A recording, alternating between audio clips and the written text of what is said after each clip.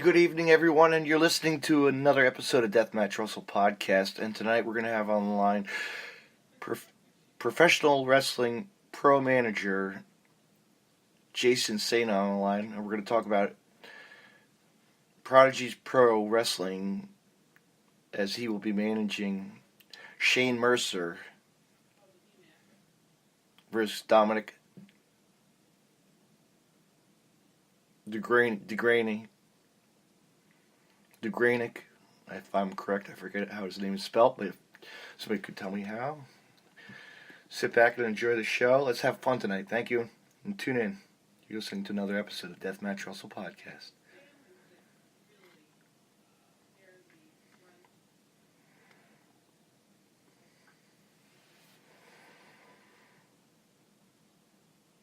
And much, much more. Stay tuned.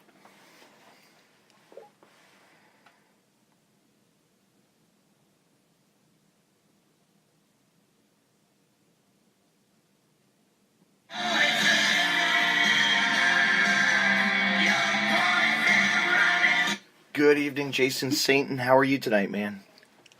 I'm stellar. How are you? I am just like frozen. This friggin' weather, man. I'm tired of it. Yeah, you and me both, dude. It's chilly down here in Louisville. Yeah, it's cold here at Jersey Shore, you know? But whatever. Weather's weather, right? I hope it's nice weather. Hope there's good weather next week, you know, if we're traveling. Most def.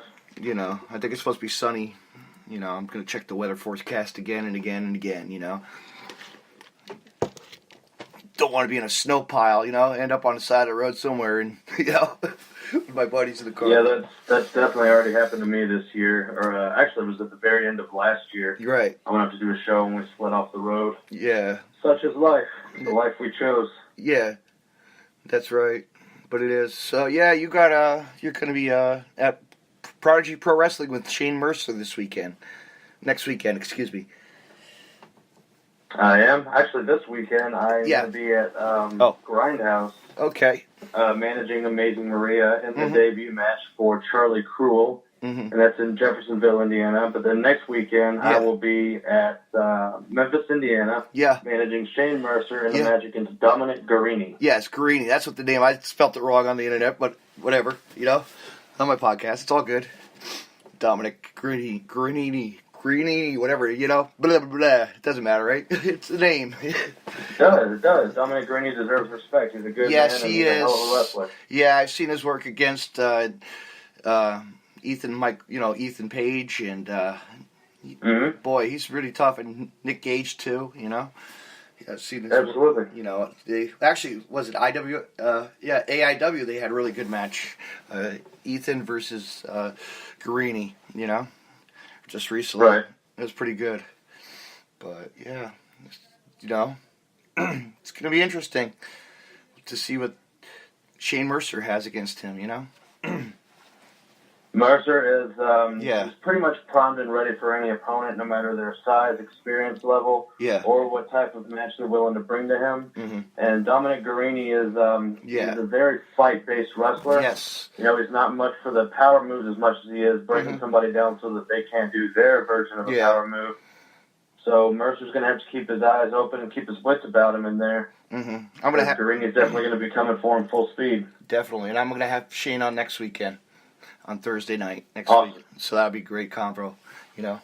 He's doing big things, man. He's doing big things for himself, you know. He's getting his name out there big time, you know. He is, man. Shane Mercer is the guy who, I know, for the last 5 years that I've known him, has been ready to ascend to the next level, and this will be the year that no one forgets his name. No. And that's what, you know, people like him go places, and that's what we want, you know. That's what we want, you know. I mean, little names go big ways sometimes, but little names don't go big ways, you know. Sometimes, you know. Right. It's all business, you know. It's who is the best wrestler in the business, you know. I would say that Mercer is definitely making his way toward that. For sure. Yeah. He's really had a lot of good matches, and I've seen a lot of his work online and just studied him. You know, really great work. Like, I wish I could be at IWA every week to watch him, you know what I mean? But or any other show, you know. But I think he's been. Well, Mercer and I haven't been into IWA since December 21st. Yeah. He's taken a bit of a break because his stance in the company has been challenged, and I think he's just got himself into a world of problems taking on the task of being the gatekeeper, so he's recalibrating. Yeah. That doesn't mean we're gone forever. No. Just a little break. I know it happens to businesses, you know. You got to take a break and move on and pursue some more companies and, you know, just wrestle, you know. You're out there to do the thing. You're not in the ring to wrestle, but, you know what I mean? You could, absolutely. I know what you mean. You're behind the microphone, you know. The voice behind a mic, you know, the pipe. Absolutely, I'm the pipe bomb of wrestling. The voice behind the demon. Yes, the pipe bombs, right? The old pipe bombs. The old pipe bombs from the old, what is that? CM Punk phrase, right? Pipe bomb. CM Punk had his own thing. I like to think that I'm a lot different than Punk in a lot of ways. Right. I don't drop pipe bombs. He tells the truth and I tell the truth. Yeah. But I think that's where the comparison is. That and the fact that we both like good music. Yeah. No, that's right. Yeah. Yeah, you're telling me telling me about Bouncing Souls, and that was awesome, you know. Oh yeah, they're my favorite band. I've got 2 Bouncing Souls tattoos actually. That's awesome. Awesome. They're a good band. Anybody who needs a guiding voice in their life should definitely be listening to Greg Akinito and the Voice of the Souls. Yeah. Were they performing this week? Are they out and about? Were they probably all over, I'm sure, you know? I have no idea. Nowhere near me or I'd be there. I know. They're probably in Jersey, like I said. You know, they play at the Stone Pony or the Ballroom, you know, Hammerstein. Or not the Hammerstein, the Starland Ballroom, I think it's called. Yeah. Yeah, they do play the Starland a lot, but the Stone Pony is like their home. They used to do the Home for the Holidays up there. Yeah. And that was where every year around Christmas they would have a couple bands come in and they would play some sets where they played music they didn't usually play, some like lesser known tracks off their albums. Yeah. A lot of cool little bands come out of that, you know, building. It's really awesome place for bands to go, you know, anybody to go. I've never been there in all my life, you know, living at the shore. I've never been there, you know. Oh, you got to check it out. That's a helm for Souls fans for sure. Like I got friends in England, who traveled to America specifically so they can go to the Stone Pony and see the Souls play. Yeah, and say that they've met Bruce Springsteen or you know, been around it. You know what I mean? The boss, you know. Absolutely. You know, because that's his hometown. You know, makes his name around there. My sister ran into him one time. He's a nice guy. I guess, I don't know. I really don't know, you know? But I could say he's nice. Is that Springsteen? Yeah. I like to think that he is. He's my girlfriend's favorite singer, so. Yeah. Gotta be something cool. Yeah, like Jovi, right? Bon Jovi and all, you know? I fucking hate Bon Jovi. Oh, do you? Oh. If you put me in a room with, with like Bon Jovi and a fistful of fire ants, I would rather let the fire ants come into my ears before any of Bon Jovi's music, and that's the God's honest truth. Yeah. I had a friend in high school who I loved hanging out with, but every time he would play Bon Jovi, I would be like, oh man, I gotta rock on home, dude. This is turning into a long night. You want to hear some cool story about what happened to me one time? My sister's threw a New Year's party, right? And does it involve Bon Jovi showing up? No, it does not. No, he doesn't. I guess. But she quit playing music that I keep actually, it was mind blowing, man. Like we had this guy comes in with this little kid, right, for New Year's. We're all sitting around, and we're perfect for a party. Yes, and that's what I think when I'm at a party. I'm like, you know, what this party needs children. Yeah. But we go in the kitchen. I go in the kitchen. We got to play like Mousetrap and stuff like that. Yeah, or Hungry Hippo, or right. But no, anyway, we all go in the kitchen, and I asked this guy, his son's there, and he's like, "Can I have a Bing Cherry?" He's like, "Hey man, that's my song, Cherry Pie." It's CC DeVille, dude, from Poison. Like I was blown, right? Like you don't know who. He's friends with my sister's friend, but that's cool. He was hanging out with us, you know. I'm like, no shit. It's like, you know. He said that Cherry Pie was his song. By Warrant, by Warrant.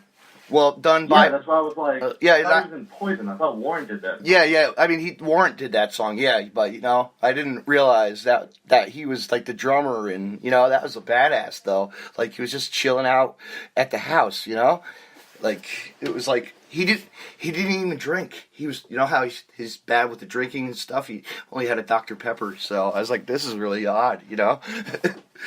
I can dig that. I mean, I've been to several parties where I didn't drink. I've actually never been drunk or anything. I just think that, you know, whenever I go to a party, I like to remember most of it. But people who do drink, hey, you know, do whatever you got to do. Yeah, I've slowed down. I know, I've slowed down my days of drinking like heavy, you know? It's like, take it easy now. You know, enjoy a cold beer and that's it, you know? Whatever makes you happy, man. If getting drunk makes you happy, do it. But yes, so I got to meet CC DeVille, you know? That was pretty, like, badass, you know? Like all these... That is rad. I know. But, yeah, you never know who you'll meet, you know? I don't know what I would say to CC DeVille if I ever met him. I'd probably be like, man, it really sucks that you're not Benny Paul or Travis Barker, but hey, at least you're a person. Still, yeah. I borrow some money. He looked like shit, though, you know, still, but, you know what I mean? CC DeVille? Yeah. If he's listening, he's going to come to your house and kick your ass because you said that. Uh-oh. He's going to be like, oh my God, Deathmatch Russell, you son of a bitch. I heard your podcast with my third favorite wrestler, wrestling manager, Jason Saint. Yes. You said I look like shit. Now you're going to look like shit. Uh-oh. Curtains for you, man. That's it. Close it down now. Good night. Yeah. Never mind, CC. You're cool with us. I actually have a Poison CD. I got it for like $1 at a music exchange or something. Yeah. Which I still feel like I overpaid because I don't ever listen to the fucking thing, but no, I got it. Yeah. You know what? It was pretty fun too. My dad and I last summer we just went to a concert series. You know, Game Changer Wrestling. GCW had a show, and it was pissing rain out. You know, pouring rain, and we went and saw Alice Cooper. I never seen Alice Cooper, dude. I was like, this is awesome. You know, I was blown away. You know. It is. My dad was like, wow. You know, my dad's like 70 years old. He's like, this is awesome. You got a kick out of seeing Alice Cooper come out, you know, with the big Frankenstein and all the, you know, twistedness of him. Was he part of the wrestling show? Like, did he come out during the show and, like, manage somebody like at WrestleMania? No. Or was that fucking SummerSlam? I don't remember shit. I'm old. Yeah, I'm probably you're old. Who knows? I'm old, too. I'm turning 40 soon. 41 soon. Come on. Yeah. But no. Alice Cooper managed Jake the Snake Roberts. Well, he didn't manage him, but he made sure that Jimmy Hart, you know, got his ass kicked for that. I think that was. Oh yes, yeah. I remember that. It was like on a they had that on TV all the time. I was watching. I think we all watched that. It was funny as shit, you know. I don't remember that at all. I was 2 years old when that happened. That's like I watched that in retrograde. So. Yeah, that was a VHS day for you. Not even like the network for me. I don't think I never watched any WrestleManias on tape until I was like 11. Yeah. And I think the first one I watched, I remember the first match I ever saw on a tape was Rocky Maivia versus the Sultan. Yeah. And I was like, for some reason when they said the Sultan, I was like, I don't know, 11 or 12, and I thought, like from fucking Aladdin? Mm-hmm. And then this dude came out, and he had, I want to say he had the Iron Sheik or Bob Backlund with him. And I thought, this is the dumbest thing I've ever seen. Like, why did this happen on this wrestling show that I like? And, you know, The Rock came out and Rocky Johnson kicked somebody's ass. And I thought, wow, what the hell? But actually, what got me watching wrestling was characters that were just so outlandish. Right. Like, my cousin used to love Shawn Michaels. Like, Shawn Michaels, if he would have walked into my cousin's house and then left, my cousin could have been like, told you you're going to die in a month. He'd be like, all right, fine, I met Shawn Michaels. Yeah, but many people. He would make me watch these tapes with him. And I would sit down and check them out. And then, like, one day, he watched the WrestleMania, I think, 11 or... Yeah, I think 11, where he came out with Luna Vachon. And I saw Luna Vachon, and for me, I was like, whoa, who is that? She was awesome.